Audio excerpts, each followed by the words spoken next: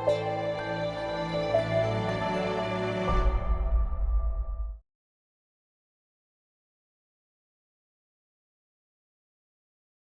everybody. Welcome to the next installment of Diversified's Asset Class and Manager Spotlight.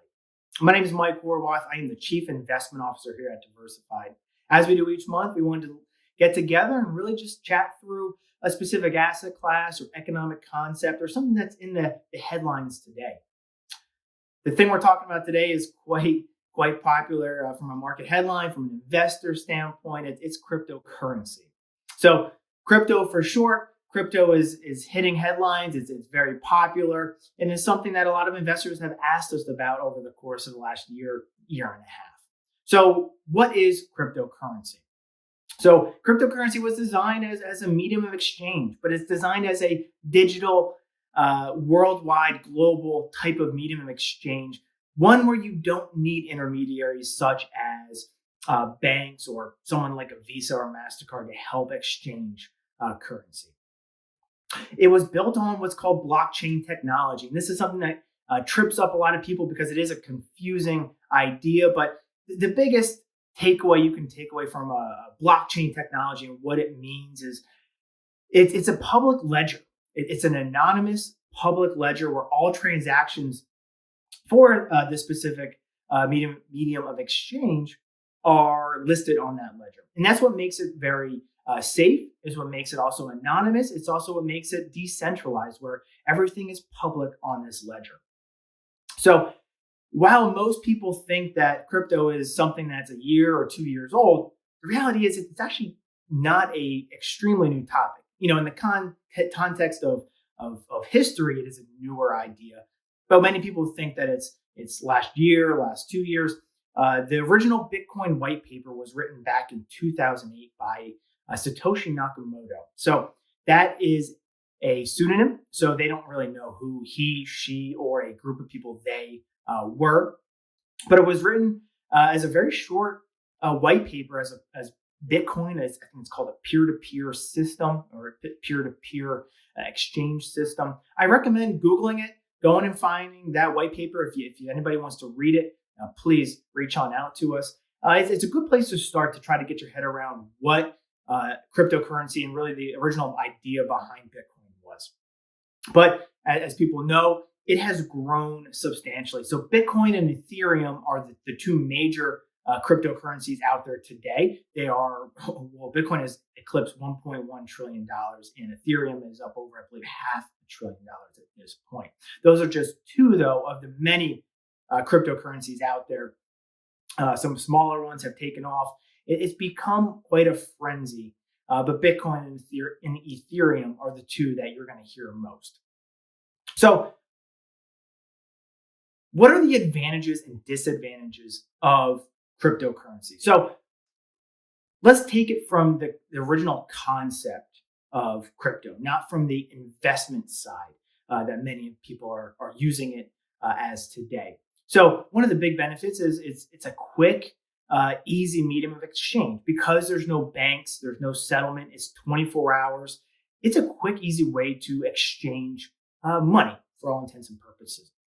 You don't need banks. And the nice part about that quickness is that it's also cheap. You're not paying all these intermediaries, Visa, a MasterCard, a bank, to exchange and settle those mediums of exchange. It's all public. It's all on this blockchain technology. So it's public ledger, which makes it pretty safe, right? And if it's really adopted as a global currency, if you think about it, if it's adopted from that standpoint, it can become a major store of value in the same way the US dollar or the Japanese yen or even gold are perceived as today. But what are the challenges there? Well, one, if you think about the US dollar, you think about gold, you think about the fluctuations that it sees over time, Bitcoin, Ethereum, this entire crypto world is extremely volatile right now. It is not stable in the same way that you would think of cash. So if you took your cash today, you had it under your mattress, you had it in a bank, it's stable. It's not really going anywhere. It may grow a little bit in terms of interest. However, when you look at crypto or Bitcoin or Ethereum and the fluctuations on a daily basis is extremely volatile. It's also really not practical at this point. There aren't many uh, retailers or many businesses that are accepting crypto as a medium of exchange. There are some, don't get me wrong, but you can't live your everyday life and go to Wawa and buy a coffee and then turn around and go to somewhere else and buy, Home Depot, whatever it happens to be. It's not that easy today. Now, that can change, but as of today, it's not in a very practical way to actually just live your life. The hard part as well, and this is the part that we see a lot of volatility and we really need to see improvement, is the regulatory aspect of it. One of the main benefits of crypto and why so many people like it is the decentralized nature of it, that no one country controls it. Banks are not involved charging high fees, or there's no one like a Visa or MasterCard that have these interlocked exchanges, globally. However, regulation is kind of important to an extent. We need to see countries adopt this as a medium of exchange. We need to see regulation on it because, look, at the end of the day, it's not a perfect system. If something happens, there needs to be a regulator there to help protect the consumers and the owners of this asset. I think one thing people need to also realize is that, right now it's used as a medium of investing. So buying and selling, if you buy it at $10,000 and you sell it at 20, is taxable, right? That is a gain that you're going to have to deal with. So that's just something that needs to be understood and realized and really cleaned up over time. And I think really one of the hardest parts from my standpoint, I think one of the hardest parts that the crypto world is going to have to clarify for investors is just simplifying it. How does it work? The blockchain technology is very fascinating. I think it has a way to really improve not only this world, other parts of the financial world, but it needs to be simplified and explained and taught. I think many investors are confused by this concept, by the idea behind it, how the mechanics work. And when people are confused, they're going to be very slow to adopt. So one thing I really wanted to address was investment or store of value, because I think these are two different topics. The original idea behind Bitcoin, the original idea behind crypto, and how many forward-thinking firms think of it is from the standpoint of a peer-to-peer system. How do I exchange currency or some sort of value to somebody else and do it quickly and do it safely? That's the idea behind crypto, and can do it with somebody not here in the US without high fees. Many investors are just buying and selling because of the large volatility and really, frankly, the large gains we've seen in many of the cryptocurrencies over the course of the last several years. So many investors are using this for gains. When we look at it from an investment standpoint, we just see some challenges there. Understanding for our investors, what's the liquidity? How liquid is this? What's the role in the portfolio? How does it act? We know how stocks and bonds act together. We know how US large cap and small cap, how they're going to act in different economic environments. How does crypto fit into that? Right now, it's more of a speculative kind of investment. It's something that's more long-term. I think there is opportunity there. However, you have to be very careful because on the flip side, it can go down very, very quickly. We've seen prices on Bitcoin as low as 3,000, as high as 60-some thousand. That kind of volatility for something that's positioned as a store of value is very hard to sell. And that volatility makes it hard for us who are investors, for many retirees, for many people who are looking to safeguard their retirement, many people who are looking to have stable growth that they can understand over time. Not that this can't be something from a role in the portfolio. I think it just needs to be thought of in that context. So my main recommendation is to keep perspective.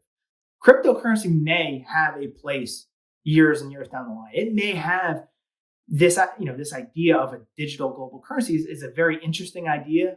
Blockchain technology is a very interesting idea. They may succeed in the long run, but understand where it fits in your portfolio and why you're buying it. How does it fit in your portfolio?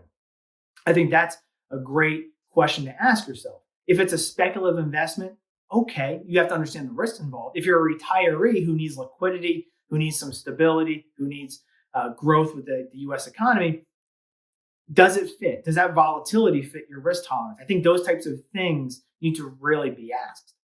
I think the other challenge is, how do you value Bitcoin? If you didn't know Bitcoin's price or Ethereum's price, how would you value it? With stocks and bonds, there are ways to value it. These are actual companies, they're actual debt of institutions or governments or corporations. I can go and I can attempt to value Amazon. We can look at their earnings today, projected earnings, their assets, things of that nature. And you can create some sort of expected intrinsic value. With Bitcoin, it is purely a supply and demand situation at this point. It's very hard to understand, why should I pay $63,000, $64,000 for this asset? Is that truly what it's worth? And I think investors need to think of it from that investment standpoint. But more than anything, just keep perspective. One of the biggest questions we get is, we see this in market headlines, and I think it included one here on the screen. People are making wild predictions, one way or the other. Jamie Dimon, who's the CEO of JP Morgan, doesn't see much of a role for crypto. There are others. There are big venture capital firms who see massive opportunities here. There doesn't need to be one way or the other. It can be somewhere in the middle, and understanding where that potential evolution can be. But don't let those headlines, one way or the other, drive purely your opinion or the reason why you're putting in your portfolio. For your portfolio, it should be driven around your risk tolerance. It should be driven around, why do I want to own this asset? And today for us, we don't look at it as something we want in our portfolio. That could change years and years down the line. But for investors who are looking for a speculative investment, this may be something for you, but I think it's all needs to be surrounded by your perspective, your objectives, and make sure it's always in line with your financial plan. But if you have any questions on crypto, on Bitcoin, on Ethereum, how to access it, how we think about it, why we don't currently use it in our portfolio today, we're happy to have a more extensive conversation, of course. Just reach on out to us. We're always available to talk through that with you. But as always, I thank you for listening in today for our monthly asset class video. I hope you enjoyed it. Thank you for the trust you put in Diversified. We do not take it lightly. But as always, stay wealthy, stay healthy, and of course, stay happy. My name is Mike Horwath. For all of us here at Diversified, take care.